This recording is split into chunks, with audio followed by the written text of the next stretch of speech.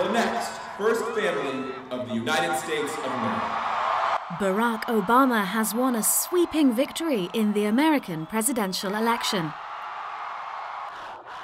His success also marks the climax of the long struggle of Black Americans to be treated equally in their own country.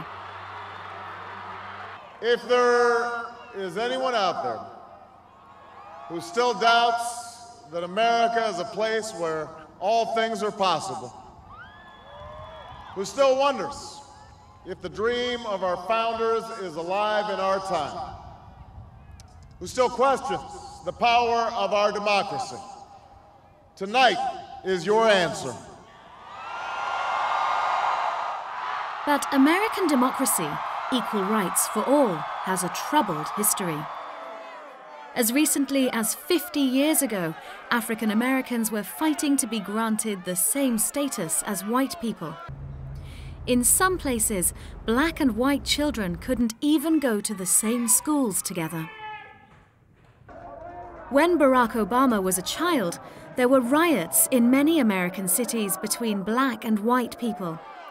The civil rights movement demanded equality between people of different color. Martin Luther King was the most famous campaigner for civil rights.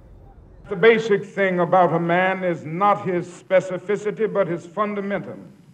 Not the texture of his hair or the color of his skin, but his eternal dignity and worth. In 1964, the country made a huge leap forward with the introduction of the Civil Rights Act, making it illegal to treat people differently because of their race. Even so, most people, especially black people, hardly even dreamt that one day a black man would become president of the most powerful country on earth.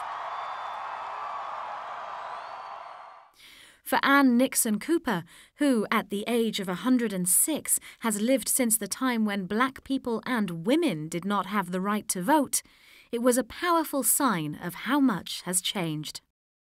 I find it very thrilling, most thrilling. And I never expected it during my lifetime.